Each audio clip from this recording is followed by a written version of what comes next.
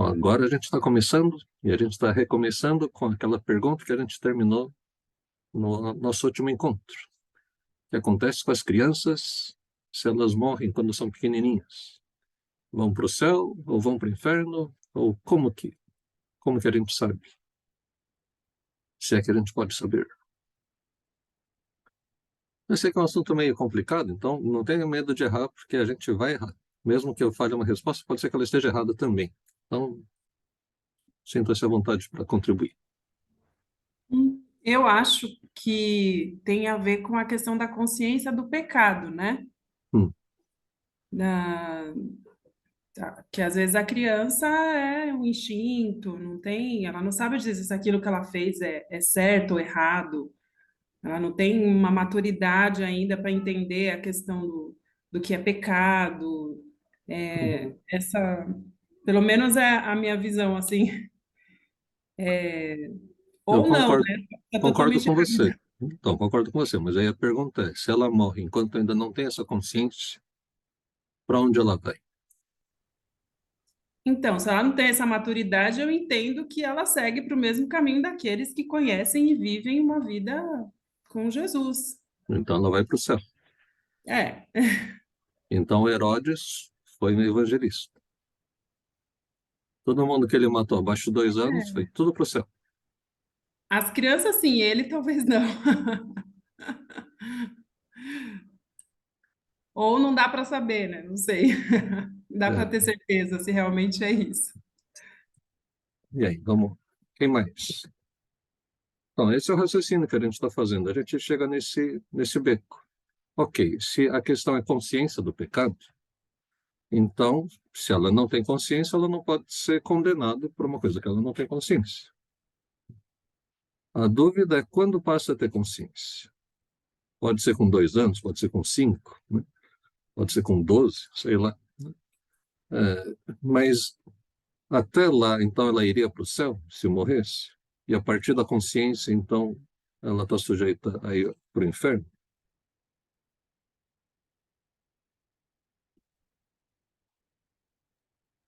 Eu creio, Aí a pastor. gente também. Opa, pode continuar, perdão. É assim, como até Adão. Adão já era adulto, mas ele era criança, ele tinha acabado de nascer ali, como a gente possa imaginar. Ele não tinha pecado, ele não conhecia o pecado. Não Hum, existia o pecado no mundo. Mas no momento que ele se viu nu e ele descobriu que existia um pecado ali que o fez ficar envergonhado, já passou a ter consciência e ali ele teve um discernimento. É como o senhor falou, eu acho que não importa muito a idade, mas no momento que eu tenho uma consciência que aquilo ali já está afetando a minha moral, hum. eu já estou entrando num pecado. Se eu sei o que é, não o certo e o errado, mas a parte moral da coisa. Eu entendo que daquilo ali em diante, eu já sei, eu posso fazer com uma criança, como tem crianças que fazem alguma coisa de forma dissimulada. Então, ali ele já sabe o que é certo e o que é errado. Então, a partir daquele momento, se, como diz as Escrituras, se ele não conhecer a Deus, se ele não aceitar ao Salvador e redimir o seu pecado, mesmo sendo criança, o caminho é o mesmo de um adulto. Nessa linha de consciência, como que ficaria a situação de um autista? Ele não tem consciência de certo e errado. Mas se a gente pensar que todos nós nascemos pecadores, a criança já nasce pecadora. Uhum. E a gente pode prolongar esse conceito também, né? Será que os índios têm consciência do pecado? Será que é bom a gente evangelizar os índios? Porque se a gente vai lá, aí que eles vão descobrir que são pecadores. Na verdade, eles já são pecadores, mas se a gente não fala, será que o fato deles não terem essa consciência é um bypass, é um outro caminho para chegar até o céu? Será que o caminho para chegar até Deus é Jesus ou a ignorância? A ignorância do seu próprio pecado, a inconsciência do seu pecado? Será que esse também é um caminho para chegar até Deus? Será que os psicopatas vão para Deus? Então, a gente. Esse é um dos. Parecendo fácil, agora você complicou. Porque não é só a criança, né? Se a gente for usar o critério de consciência, Sim. então a gente vai usar para o autista, para aquele que tem uma limitação. mental, de compreensão. E pode incluir também, né, a própria Constituição brasileira fala que os índios são inimputáveis. Eles não podem ser condenados por nenhum crime porque eles não têm condições, né? Quem fez a Constituição pensava assim, eles não têm condições de perceber que eles estão fazendo algo errado. Ah, então, como que a gente faz? Esse é um dilema teológico, né? Pensando teologicamente, se Jesus é o único caminho para chegar até Deus, como ficam as crianças? Não tem nenhum lugar que fala sobre consciência do pecado, né, como condição para você se arrepender para aí ir para o céu. Mas olha lá em 1 Coríntios capítulo 7, eu vou compartilhar a tela aqui, só o Zoraide precisa abrir outro lugar aí. Eu vou anotando, pastor. Tá. É 1 Coríntios 7, versículos 12 em diante. Está falando sobre divórcio. Então não é sobre a questão da salvação das crianças. Mas Paulo faz um comentário aqui nessa questão do divórcio. A gente, inclusive, vai ver sobre a questão do divórcio. Deixa eu até parar momentaneamente aqui. Aproveito já para explicar. Quando que pode divorciar, biblicamente falando? Né? Entendendo que divórcio é a possibilidade de ter um novo casamento. É diferente de separação, né? Então, se brigou, separou, não quer dizer que você possa casar de novo. Quando que você pode separar, e a Bíblia chama isso de divórcio, né? Então você cancela aquele casamento anterior e tem permissão para casar de novo. Jesus vai falar que só tinha uma condição, e isso espantou os discípulos, né? Isso está em Mateus 19, especialmente, né? Está em Mateus 5, no finalzinho, mas especialmente em Mateus 19. Jesus vai dizer que a única razão pela qual se pode divorciar é se houver adultério, se houver algum tipo de impureza sexual dentro do casamento. A palavra ali é porneia, de onde vem pornografia, né? Então, entenda que até pornografia seria motivo para divórcio, né? Seria uma justificativa para divórcio. Mas homossexualismo, bestialidade, pedofilia e qualquer outra variação esquisita, né, da questão sexual, da intimidade do casal, é motivo para divórcio. E os discípulos, ao ouvirem isso, falaram, então, melhor não casar. Né? É muito estranha a reação dos discípulos, porque era muito comum o divórcio para eles. E a condição para o divórcio popular era que, se o homem visse algo que não lhe agradasse na esposa, o termo era indecente, né? Se ele visse algo indecente na esposa. O que pode ser algo indecente? Pode ser a aparência, pode ser porque queimou a comida, pode ser não gosto mais do hálito dela, sei lá, podia ser qualquer coisa assim, e era motivo para ele assinar uma carta de divórcio. Aí Jesus vai dizer, não foi assim, porque desde o começo era para os dois serem uma só carne, era para a vida toda, é uma aliança. Mas por causa da dureza do coração de vocês, Moisés permitiu isso. Aí a segunda condição para divórcio está aqui em 1 Coríntios capítulo 7. Quando algumas mulheres vão perguntar para Paulo, viu, meu marido não é crente. Será que é melhor eu divorciar dele, casar com alguém que seja bem crente, bem espiritual, e a gente poder trabalhar junto para o reino de Deus? Essa é a pergunta. E aí a resposta é essa daqui.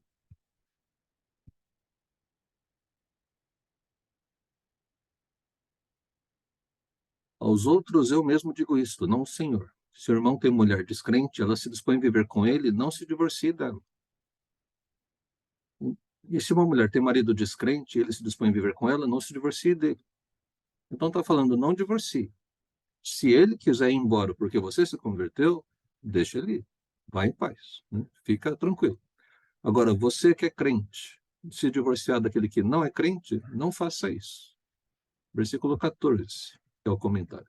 Pois o marido descrente é santificado por meio da mulher, e a mulher descrente é santificada por meio do marido. Se assim não fosse, seus filhos seriam impuros, mas agora são santos. Entendeu o comentário que Paulo está fazendo aqui? Está falando que apesar de ser uma relação de luz com trevas, que é outro termo que ele vai usar em outra carta, a presença da luz santifica a parte que ainda está nas trevas. Né? O marido crente santifica a esposa que não é crente, e a esposa que é crente santifica o marido que não é crente. Porque se não fosse assim, seus filhos seriam impuros. Mas eles não são impuros, eles são santos por causa da parte crente. Esse é o versículo que a gente usa, é um comentário. E disso a gente depreende, isso a gente faz uma extensão do raciocínio. Se os filhos dos crentes são santificados, são considerados santos por Deus, esses, se acontecer de morrer quando são pequenos, não importa, especialmente na fase da não consciência do pecado, eles vão para o céu. Meio que é uma graça estendida. A graça que salvou os pais se estende para os filhos. Mas aqueles que não têm essa graça, não tem como ser estendida para os filhos. Então, teologicamente, a gente vai dizer assim, os filhos dos crentes, dos nascidos de novo, eles, de alguma forma, são protegidos, né? Recebem uma herança ali que não o alcança mais a partir do momento da consciência dele. Daí é por conta dele. É igual a gente fez hoje, a dedicação das crianças. Então, a gente está dizendo, Deus protege nossos filhos, cuida deles, que eles caminhem contigo. Então, eles estão debaixo da graça, né, estendida dos pais. A partir do momento que ele cresce e toma suas próprias decisões, aí é por conta dele. Então, Herodes não foi, né, um grande evangelista. Talvez alguns tenham ido para o céu, algumas das crianças, que eram de filhos de pais tementes a Deus. Mas os outros não, assim como no mundo de hoje. Por que a gente tem que evangelizar os indígenas? Porque não tem um segundo caminho para chegar até Deus. Só tem Jesus. Se eles não souberem de Jesus, não vão para o céu. Então, existe um movimento mundial para traduzir a Bíblia, para chegar até eles, para contar as boas novas do Evangelho. E aí? O que vocês acharam desse negócio? Eu achei legal, realmente. Faz sentido a partir do momento que a gente lê o versículo. Agora, e se fosse o inverso? Uma criança ou um adolescente se converte, essa graça também não se estende para os pais. Não tem esse comentário na Bíblia, né? Só se for, talvez, um pai ou uma mãe assim, já idoso, doente, não sei. Mas não tem esse comentário bíblico. O que eu sei também é que Deus é o padrão de justiça. Não tem ninguém mais justo do que Deus. Ele não cometeria nenhuma injustiça. Então, o que a gente pode ter é o benefício da dúvida. Eu sempre falo assim, a gente não precisa ter certeza na condenação das pessoas. A gente tem certeza que se a pessoa não aceitar Jesus, ela realmente vai para o inferno. Mas e se ela aceitou e eu não estou sabendo? Né? Então, mesmo no último instante ali, às vezes uma palavra que ficou ouvindo, alguém estava orando para ela, várias vezes eu ouvi testemunhos assim, pessoas que estavam em coma e acordam depois de 5, 6 dias e falam, não, eu vi o pastor, ele foi lá no quarto do hospital e naquele momento eu entreguei minha vida para Jesus. Ainda bem que a gente pode ouvir esse testemunho porque ele acordou, mas se ele tivesse partido, né, a gente não ia saber. Então, a gente fica com a dúvida, e tudo bem ficar com a dúvida. Eu sei que as pessoas que têm Jesus vão para o céu. Se ela estava com Jesus, ela foi para o céu. A dúvida é se estava ou não, mas aí tudo bem. Aí a gente vai descobrir depois. Dizem que a gente vai ter muitas surpresas lá no céu. Pessoas que a gente não esperava que estivessem lá e a ausência de pessoas que a gente tinha certeza que estariam ali. Né? Então, mas como eu falei, Deus não deu justo e ele não vai cometer nenhuma injustiça. Ok. A gente tem esse material todo aqui, o alvo da jornada cristã, e se vocês perceberam, é um detalhamento do que a gente viu até agora, até o capítulo... desculpa, é antes, né? A gente não viu o final, né? 153. Deixa eu... Então, a gente viu essas perguntas aqui e faltou essa parte finalzinha aqui do... Quem pode ser membro da EMEL? Vocês estão vendo membresia, membros plenos? Isso? Membros em prova e membros juniores. O alvo é ser membro pleno. entre o batismo ou a carta de transferência e a recepção como membro são membros em prova. Membros juniores são membros até 16 anos. De 16 para cima já pode ser membro pleno, membro adulto. Então, para ser membro pleno, precisa ter um batismo cristão, confissão de uma experiência pessoal de novo nascimento, né, regeneração, e um voto de buscar com empenho a inteira santificação se ainda não foi alcançada. A Metodista Livre, a doutrina dela é igualzinha à Batista, presbiteriana, não tem muita diferença. A base é a mesma. O que distingue, né, a única doutrina um pouquinho diferente é essa daqui, da inteira santificação. Porque vocês vão ouvir muitas vezes em outras igrejas, outros pregadores dizendo assim: a gente tenta ser santo, mas sabe como é que é, né? Santo a gente nunca vai ser. Então, essa é a frase dos de fora. A frase dos de dentro, a gente dizer, a gente está buscando a santidade. Por quê? Porque primeiro é uma ordem. Deus disse, sejam santos porque eu sou santo. Não disse simplesmente tentem ser santos ou busquem com empenho ser santos, mas a gente sabe, né? Santo mesmo ninguém vai ser. Não está escrito desse jeito. Deus que afirma a santidade dele fala, como eu sou santo, então vocês também têm que ser santos. E antes que cause confusão, o que é santidade? Me ajuda a entender o que é santidade. O que é uma pessoa santa?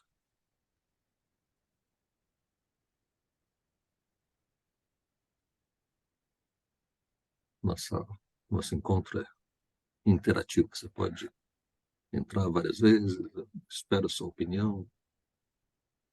Você pode falar também, Zorante, só falar aí que o pessoal ouve você. Eu não sei se a linha de raciocínio está correta, mas eu entendo que uma pessoa santa seria aquela que tem essa consciência do pecado, que já escolheu seguir a Jesus e que busca a santidade, né? Não quer dizer que ela é perfeita, mas quer dizer que ela vive nessa busca constante. Então eu acho que peca, erra, mas se redime. Confessa, né? Confessa, deixa o pecado e continua, ok? Mas o que é santidade? É não pecar? Não beber, não fumar, não dançar, não jogar, não... uma série de não, não, não, não, não, não. Ou tem uma lista afirmativa de santidade?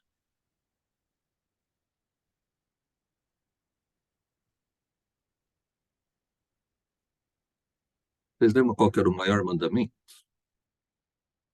Qual que é o maior mandamento? Tá ligado com amor. Amar a Deus de todo o coração, toda a alma, toda a força, todo o entendimento. Se você pegar corpo, alma, força e entendimento, dá CAF. Então dá café. Então a gente fala amar com café. Para quem gosta de café, é um jeito bom de lembrar. Corpo, alma, força e entendimento. E ao próximo como a você mesmo. Quem que consegue fazer isso? Só quem é santo. Então a santidade não é simplesmente o não pecar, mas é amar ativamente a Deus e ao próximo. Como você ama o próximo, você não peca contra ele. Como você ama a Deus, você não vai pecar contra ele. Todos os nossos pecados são contra Deus, em primeiro lugar. Quem fez a classe de batismo, quem vai fazer a classe de batismo vai ver isso também.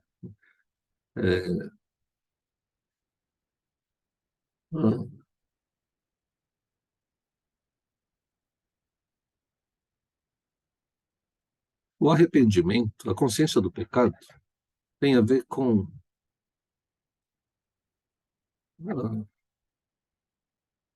a consciência de que você peca primeiro contra Deus. Então, quando a gente vê o Davi sendo confrontado pelo Natan, o profeta ali, depois que ele adulterou, deu um jeito de matar o marido, né? Fez todas as maracutaias para ver se o marido passava como pai da criança, mas não passou, e aí ele manda matar o pai, aliás, manda matar o marido, né? O pai era ele. E quando ele é confrontado pelo Natan, a primeira coisa que ele fala, e a única coisa que ele fala é pequei contra Deus. A consciência dele é muito forte de que ele fez algo grave contra Deus. É claro, ele mandou matar uma pessoa, ele adulterou. Então, isso também são coisas ruins, né? Coisas graves também, mas a consciência dele é de que o pecado dele foi contra Deus, e isso é imperdoável. Por isso ele se entrega à justiça de Deus, né? O Natan falou: você vai morrer, a criança vai morrer, tem uma série de outras consequências. Ele só fala: eu pequei contra Deus. E aí a resposta do Natan é: porque você falou isso, então você não morre. Não falou o resto, mas o resto estava valendo. Então o filho morreu, a espada continuou na casa dele. O que ele fez escondido, fizeram à luz do dia para todo mundo ver e envergonhar. Então, é, nosso pecado é contra Deus. Por isso a santidade é quando você ama Deus tanto que o pecado não faz sentido, né? Assim, porque eu vou cometer pecado, eu vou estar ofendendo a Deus. Então tem essa lista de nãos, mas não é uma lista legalista. É uma lista por causa do amor que você tem por Deus e pelo próximo. Tem sentido? Então essa é a única coisa um pouquinho diferente que tem a ver com a metodista livre. Essa inteira santificação, se ainda não foi alcançada. Aceitar os artigos de religião é do parágrafo 150 para trás, né? Do primeiro ali falando sobre Trindade, Deus Pai, Deus Filho, até esse parágrafo 150. Então a gente vai perguntar: você concorda? Você aceita esses artigos de religião? Eu imagino que sim, né? Porque é a doutrina, né? Quer dizer, supondo que sim, mas você pode. Esse é o momento de você dizer: olha, eu acho que, sei lá, que, que Deus não é pai, que Deus é mãe, né? E a gente pode conversar sobre isso, né? Mas quando eu perguntar lá na frente, você vai ter que dizer, né, se você vai se tornar membro, que você aceita esses artigos de religião. A aliança de membro está um pouquinho para cima aqui. Desculpa, para baixo. Aqui embaixo é a aliança de membro, a gente vai ver hoje sobre isso. E depois dos alvos para a conduta cristã, é o que está nas páginas 9 a 17, né, que é a parte inteira ali de como a gente caminha. Eu dei o exemplo hoje sobre a questão das crianças pequenas, mas lá vai tratar sobre aborto, sobre eutanásia, vai falar sobre guerra, vai falar sobre, né, um monte de coisas, né? Educação de filhos, sobre casamento, divórcio, novo casamento. E última, questões de governo. Questão de governo não tem nada a ver com política, é como que a igreja é governada, né? Então, a nossa igreja é episcopal, mas ela é misturada. Então, tem uma junta de oficiais, como se fosse uma diretoria da igreja, e é a igreja, a Assembleia da Igreja, que elege essa diretoria. Mas as decisões do dia a dia são tomadas por essa diretoria, e eu sou o presidente, mas normalmente eu não voto nas decisões, né? Eu apresento as questões e o pessoal é que decide. O terceiro requisito para ser membro é o compromisso de sustentar a igreja. Então a gente espera, né? Vocês lembram, né? Metodista livre é livre. Um dos livres é que não depende do comércio para sustentar a igreja. Não tem uma quermesse o tempo todo. A gente faz festas para levantar recursos, mas não para a vida diária da igreja. Então, quem é membro tem o privilégio de contribuir, de participar do sustento da igreja. Para ser membro, você tem que viver em comunhão com seus membros. Então, não pode vir para a igreja uma vez por ano. Tem que estar, né, em comunhão com os membros, participando do culto, participando de um grupo pequeno. Ser um participante ativo no ministério da igreja e buscar a glória de Deus em tudo. Um membro pleno não é um consumidor de igreja, né? Assim, ele não está ali só para avaliar se o louvor de hoje foi bom, não foi, se a comida se organizaram direitinho ou não, né? Então, isso a gente chama de cliente, né? Ou consumidor, mas não é o membro.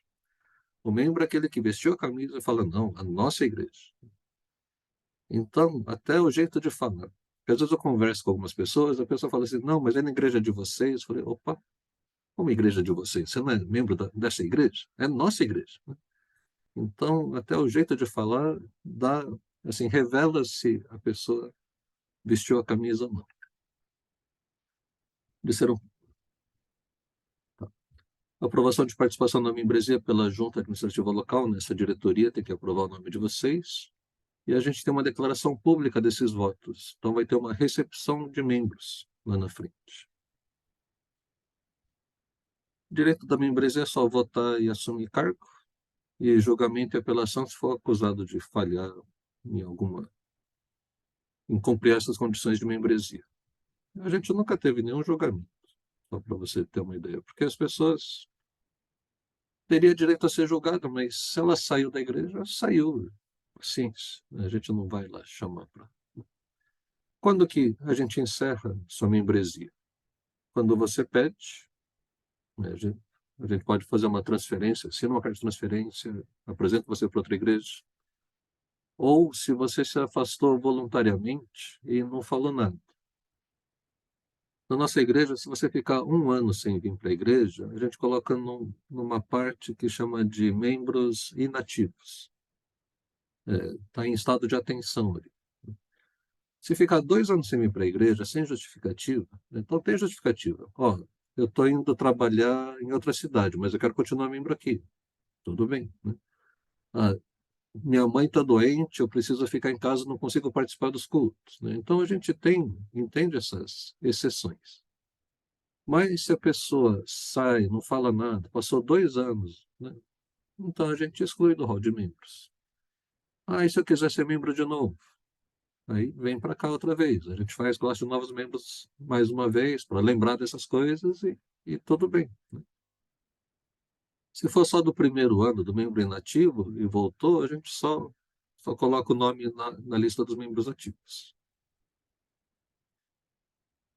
Se você se unir a outra denominação, né, então sua membresia se encerra se você virou membro de outra igreja, ou seita, né, ou sociedade secreta. Pode ser expulso, eventualmente, mas ou essa negligência constante do relacionamento com a igreja. É, na prática, o vestimento voluntário. Vamos ler junto, mesmo que seu microfone esteja fechado, essa confissão, que é o que todos os... Zoraide, você está com o PowerPoint aberto? PowerPoint não, PDF aberto? Aí que está no mesmo celular? Os outros conseguem ler aqui? Então, presta atenção. Vamos ler junto. Confessamos Jesus Cristo como Salvador e Senhor. Pela fé, andamos com Ele. Nós nos comprometemos a conhecê-lo em sua plena graça santificadora.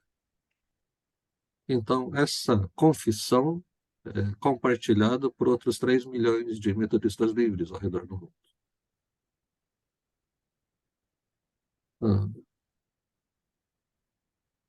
A aliança de membros são esses 4 parágrafos, 157, 158 e 159. Quanto a Deus, quanto a nós e aos outros, quanto às instituições de Deus e quanto à igreja.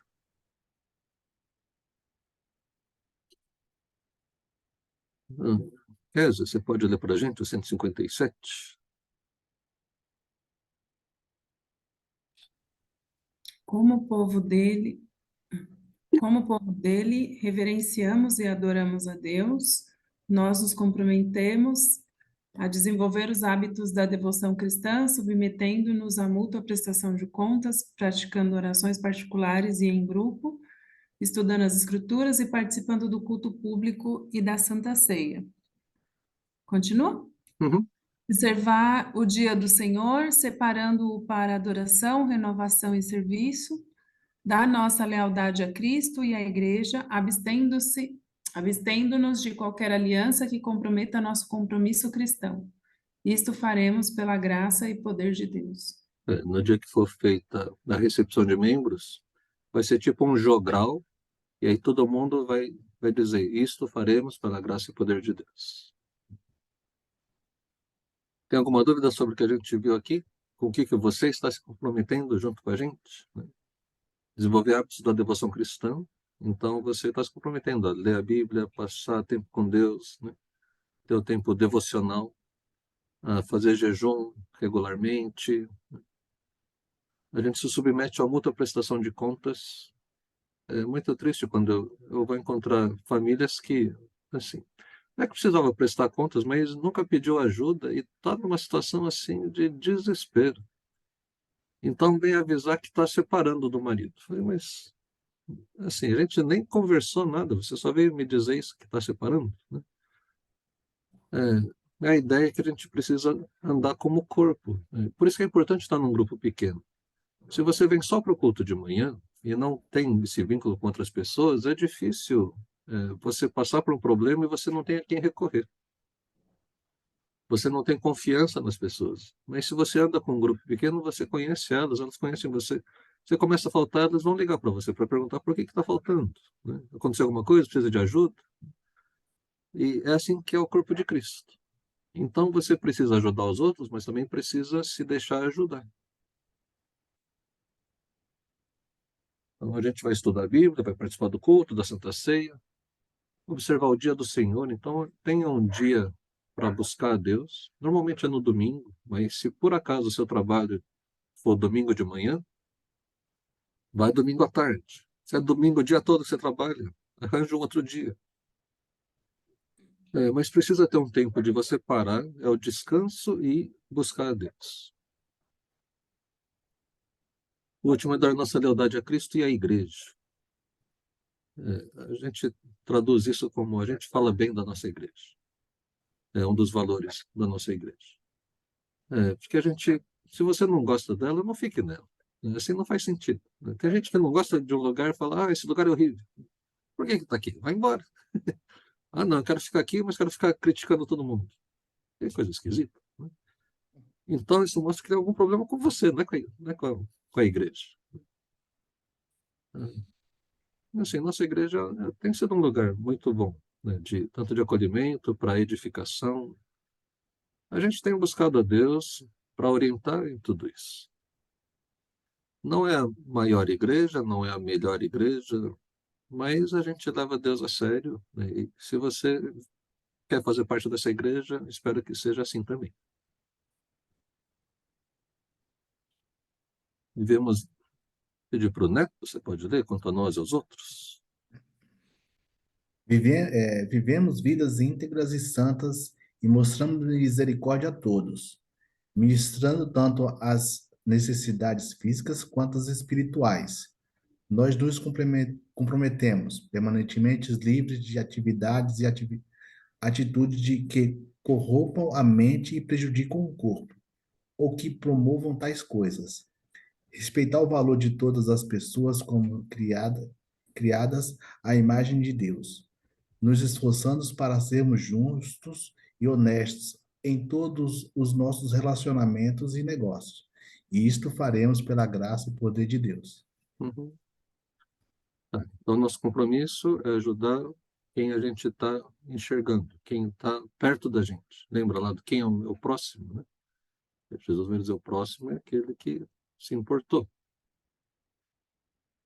O primeiro é permanecer livre de atividades e atitudes que corrompam a mente, prejudiquem o corpo ou que promovam tais coisas. Se você está numa indústria de bebidas alcoólicas, ou de só fumo, ou de, né, coisas que, você sabe, faz mal para as pessoas, né? Ou alguns tipos de caça-níqueis, né, que é viciado, ou, assim, a ideia é que a gente não participe dessas coisas, né? Esse segundo item, respeitar o valor de todas as pessoas como criadas à imagem de Deus, é muito interessante, porque a gente tem um mecanismo. Estava ouvindo uma filósofa italiana, ela fala que a gente tem um mecanismo que a gente não enxerga os pobres. A gente não gosta de olhar para os pobres e alguma coisa dentro do cérebro da gente faz de conta que eles não existem. E tem várias experiências sociais, né? Eu lembro de acho que era psicólogo lá da USP, que se vestiu de gari e ficava varrendo ali, né, assim, junto com os outros garis. E quando ele estava sem esse disfarce, todo mundo cumprimentava ele. Ele era uma pessoa conhecida, mas ele colocava aquela roupa, ninguém mais sabia que era ele. Ninguém olhava para o rosto dele, né? Ah, Então, respeitar o valor de todas as pessoas como criadas à imagem de Deus é um desafio para cada um de nós. Especialmente com o diferente. Com aquele que é igual a gente é fácil, a gente respeita porque, né, é parecido com a gente gosta dele. E aquele que é diferente? Aqui, né, inclui as pessoas que são marginalizadas, né? É interessante como essa coisa de polarização política nos coloca em situações que não fazem sentido. Porque nós, como cristãos, lembra que Jesus era acusado? Ele era acusado de ser beberrão. Ele está sempre com gente que fica bebendo. Ele andava com prostitutas. Olha a má fama de Jesus, né? Já pensou, né? Se ele fosse alguém realmente sério, ele não andava com as prostitutas. Não é que ele ia dormir com as prostitutas, mas ele acolhia elas, conversava com elas, né? Com quem Jesus conversaria hoje? Que seriam pessoas condenadas pela sociedade. Eu imagino Jesus conversando com travestis. Eu imagino Jesus conversando com pessoas drogadas. Eu imagino Jesus conversando com um monte de gente que a gente não gosta muito. Até com os comunistas ou com, né, os fascistas, né? Porque Jesus conseguiria conversar com eles, porque via neles a imagem de Deus naquele ser humano. Por fora está muito ruim, mas dentro ainda tem o ser humano. Então a gente respeita. Então a gente precisa respeitar o valor delas porque foram criadas à imagem de Deus. Por causa dessa afirmação também, a gente vai ser contra a eutanásia. Porque a morte é só Deus que vai dar. A gente não precisa ficar fazendo esforços para que ele não morra, mas a gente não vai abreviar a vida da pessoa. Por causa dessa mesma expressão, a gente é contra o aborto. É uma vida não nascida ainda, mas a Lamantina. Uma dúvida que eu fiquei agora, você falou da eutanásia, né? Nós somos contra a eutanásia. O desligar equipamentos para que a pessoa, sim, medicamente está morta, digamos, não tem atividade cerebral, isso seria condenável para nós? Não, se não tem atividade cerebral, é morte. É morte. É. Então, os órgãos funcionam, mas é declarada morte cerebral, pode fazer a doação dos órgãos. O problema é o coma, né? O coma, a pessoa não está morta, ela tem atividade cerebral, muito baixa, mas tem atividade cerebral. E teve um caso bastante emblemático alguns anos atrás, uma mulher que ficou acho que 16 anos ligada nos aparelhos, e o pessoal decidiu desligar as máquinas. Só que ela ficou viva mais 2 semanas. E os médicos, enfermeiros foram proibidos de dar qualquer alimento ou água para ela. Ela morreu desidratada e com fome, assim, com dores, né? Assim, não faz sentido para mim esse tipo. Não é simplesmente desligar a tomada. Então, a vida é muito mais do que o que a gente consegue imaginar, né? Mesmo casos de anencefalia, né? Então, a Constituição brasileira hoje permite o aborto de fetos sem cérebro. Mas eu lembro do nascimento de uma criança totalmente anencéfala que durou mais de 2 anos. E a mãe, né, fala assim que foi a melhor experiência da vida dela. Assim, pode fazer o aborto? A lei diz que pode. Deve fazer? Não sei. Aí caso a caso. Mas, deixa eu voltar para essa questão de aborto, né?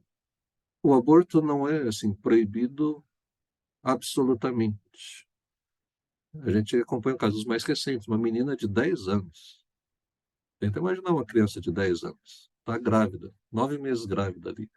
Assim, o dano que isso provoca na estrutura, né, óssea, né, estrutura dela também. Eu não sou contra o aborto nessa situação. Por quê, né? Põe a vida da mãe em risco, né, que é uma criança. Ah, não sei, é uma decisão que eu apoiaria a decisão que ela tomasse. Não, não digo que tem que abortar, mas também não digo que não pode abortar. É uma questão de caso a caso. Até recentemente a gente falava que, mesmo em caso de estupro, se possível, não deve abortar.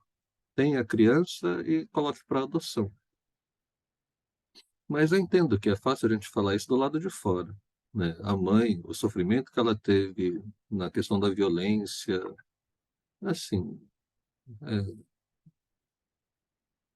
eu acho que a gente não tem esse papel de colocar um peso sobre as outras pessoas que a gente não está carregando. A gente não, é só mandar fazer assim ou não. Eu sei que Deus é misericordioso. Agora, o aborto, porque o pai da criança não quer assumir, né?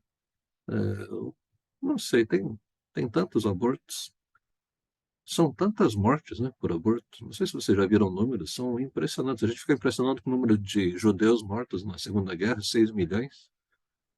Ah, Estados Unidos, se não me engano, tem coisa de 10 milhões por ano de abortos.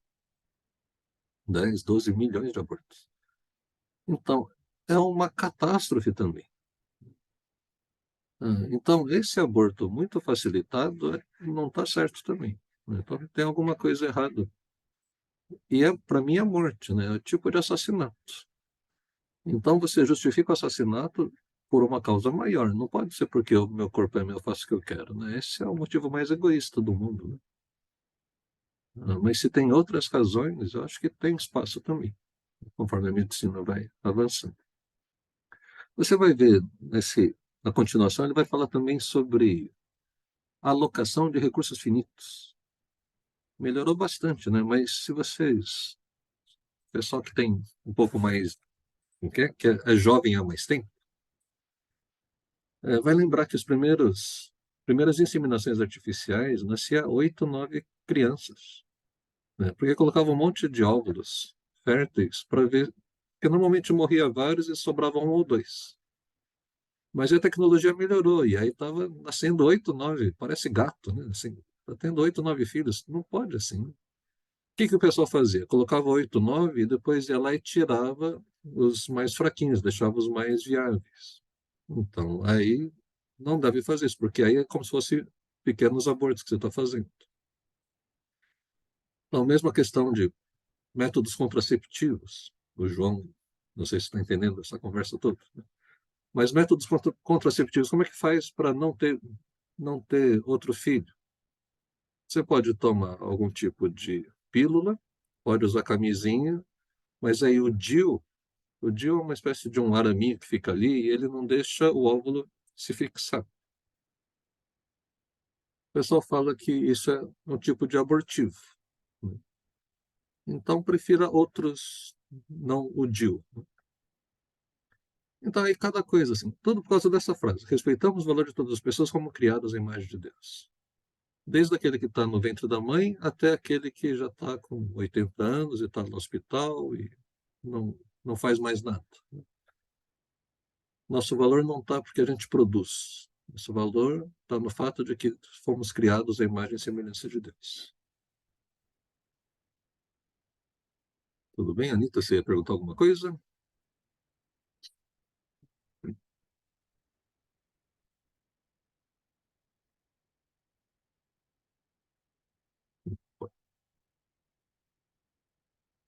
Eu vou pedir para a Anitta. Você consegue ler para a gente? 159?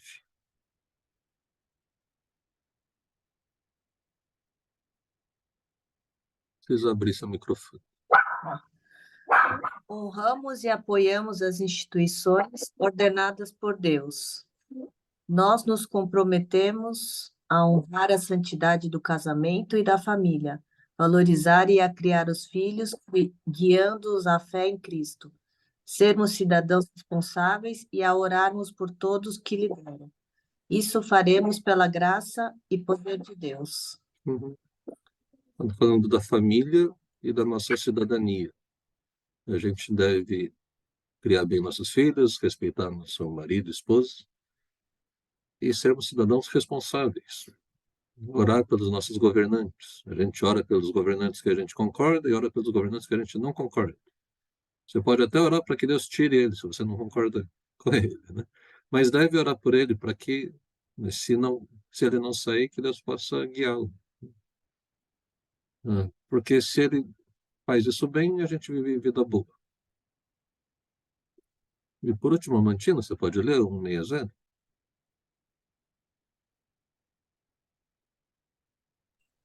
160. Como povo de Deus, expressamos a vida de Cristo no mundo. Nos comprometemos a contribuir para a unidade da Igreja, cultivando integridade, amor e compreensão em todos os nossos relacionamentos. Praticar o princípio da mordomia cristã para a glória de Deus e o crescimento da igreja. Irmos pelo nosso mundo e fazemos discípulos. Isso faremos pela graça e poder de Deus. Então é isso. A gente contribui para a unidade, não para a divisão da igreja, né? Pergunte para as pessoas, né? Se você não entendeu, não tire conclusões, não fale da motivação dela. Eu vou contar uma história rápida, mas ela ficaria melhor na boca de outra pessoa. Mas ah, alguns anos atrás ia ter bodas de ouro dos pais do Binho, Dona Mac e seu Paulo. Seu Paulo está internado agora. E eram 3 casais que faziam bodas de ouro. Seu Shin e tia Keiko, que eram um dos fundadores, e meus pais e o casal Taquito. A gente fez o aniversário de 40 anos, bodas de 40 anos juntos. E aí era para ter bodas de 50, né? Bodas de ouro. Meu pai faleceu quando eu tinha 48 anos de casamento. Então não fiz bodas de ouro dos meus pais. Eu ajudei nos preparativos das bodas do tio Shin e tia Keiko. Eu participei ativamente da atividade ali, da cerimônia. E aí, numa outra ocasião, ia ter a cerimônia da família Taquedo. Não pediram para eu ajudar em alguma coisa, eu fiz o que precisava, mas eu não fui no dia da festa. Quais foram os comentários? Você viu? O pastor não veio aqui. Ah, coitada da dona Mac. E começaram a falar um monte de coisas, e a Katsue conta essa história, por isso ela já contou isso no culto, né, em uma pregação, então por isso eu estou contando o ponto de vista dela. E a Katsue fala, ouvindo aquelas coisas, eu comecei a reclamar igual. E aí só depois é que eu fui reclamar com o Daniel, né, veio reclamar comigo. Aí eu contei, ó, você sabe, né, que era para ter sido bodas dos meus pais também. Eu estava assim, não é chateado ou triste, assim, mas estava um pouco desanimado, né? Porque meus pais não puderam fazer essa festa, não pude fazer essa festa para meus pais.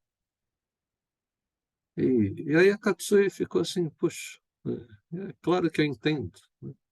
Aliás, eu devia ter perguntado isso antes, mas é que o pessoal começou a falar, né, das suas motivações para não estar ali, e eu, né, assim, entrei, entrei no barco junto com o pessoal, comecei a falar mal de você também, me perdoa. Falei, eu nem ouvi o que você falou, então tá perdoado, né? Mais fácil perdoar assim do que ouvir o que você falou, né? Mas por isso que eu estou falando assim, essa coisa de perguntar. Às vezes a gente vê uma coisa que não entendeu, e dependendo de quem está perto, né, às vezes é voz de Satanás, assim, né, que fica ali, né, para causar divisão. É, o Amantino acompanhou alguns casos assim também, né, Amantino? O que a gente Sim, precisa, né, o que a gente precisa é entender que a gente tem que trabalhar pela unidade da igreja. A Bíblia fala que a gente deve se esforçar para manter o vínculo da paz, né? Porque não é fácil, porque ele está sendo atacado o tempo todo, né? Então, se eu fizer alguma coisa errada, você tem toda a liberdade de vir falar comigo. É por isso que eu gosto de fazer essa classe de novos membros, para que você não tenha medo de mim. Você pode me chamar de Daniel. Tem uns que me chamam de senhor. Pode também, eu não posso mais reclamar que meu cabelo está branco, né? Não pode me chamar de senhor, mas pode me chamar de você também.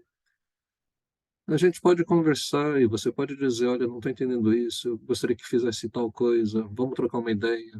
Então a gente pode conversar, mas vamos trabalhar para o crescimento da igreja, para a edificação da igreja. Nunca entre nesses barquinhos que vêm de vez em quando, né? É gente boa que entra nesses barquinhos furados aí, né?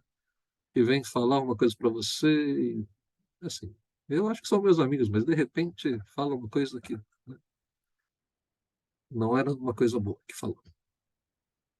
Então é isso. E aí depois começa essa jornada cristã, que é esse aprofundamento de tudo que a gente falou nesses 4 parágrafos.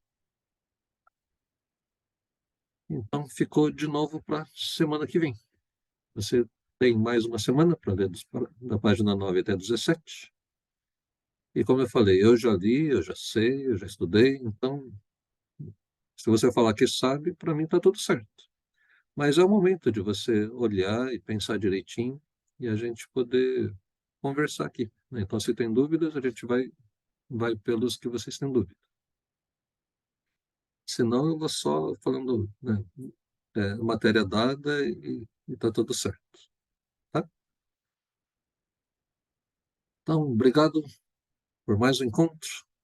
Deus possa fortalecer a vida de vocês. Nesse material que eu mandei, na última página, tem um guia de leitura da Bíblia. Se você ainda não está lendo a Bíblia, precisa ler a Bíblia. Você pode começar com aquele de 6 semanas, que são 2 semanas do Antigo Testamento, 2 da vida de Jesus e 2 da vida de Paulo. Ou já pode começar esse outro que está previsto para 6 meses, se você ler um capítulo por dia. Tem 189 capítulos. A ideia ali é uma visão panorâmica e ali conta as histórias que a gente normalmente menciona nas pregações. Então vai falar do Daniel, não vai falar de todos os 12 capítulos do Daniel, vai falar da Cova dos Leões, vai falar da fornalha. Então são os capítulos que você vai ler ali. Tem a história do Davi, tem a história do Saul, né? Então é uma seleção assim com alguns capítulos. A Bíblia toda tem quase 1.200 capítulos, 1.189 capítulos. Então 200 ali é um sexto da Bíblia, que você vai ler em 6 meses. Para a gente é importante você ter em algum momento fazer essa leitura mais panorâmica, para você entender o todo, mas o alimento mesmo vem do dia a dia, assim, de gastar tempo com coisas menores. Não precisa... Então, eu também já tive tempos que eu ficava lendo 8, 9 capítulos por dia para conseguir ver o todo. Mas eu estou nessa fase de ver trechos menores e ler várias vezes, e isso ir falando no coração também. Não importa qual deles, mas você precisa ler algum deles, né, de algum dos jeitos. Eu não quero ouvir, eu estou tentando ler a Bíblia, mas não estou conseguindo. É porque eu vou perguntar, quem que está amarrando você? Ou você não consegue abrir a Bíblia, não consegue, né, ligar o aplicativo do celular? Como que você não consegue ler a Bíblia?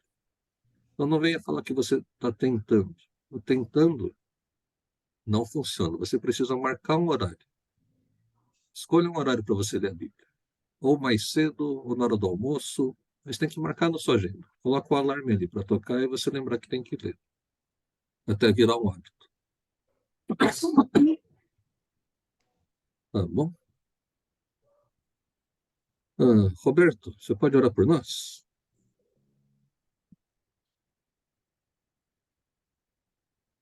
Sim. Senhor, nosso Deus, nosso Pai, nós te louvamos e te agradecemos por essa tarde, por esses ensinamentos, toda orientação baseada na tua palavra, que venha estar fortalecida em nossa mente, em nosso coração, através do teu Espírito Santo, e que o Senhor venha nos guardar nesse final de tarde, em nome de Jesus. Amém. Amém. Amém. Ok. Obrigado, gente. Até semana que Descanso, vem. gente. Até semana que vem. Nesse mesmo horário. Não esquece da lição de casa. Boa semana para todos. Uma Tchau, semana. tchau, Tchau, tchau. gente. Boa Obrigada. semana a todos. Tchau.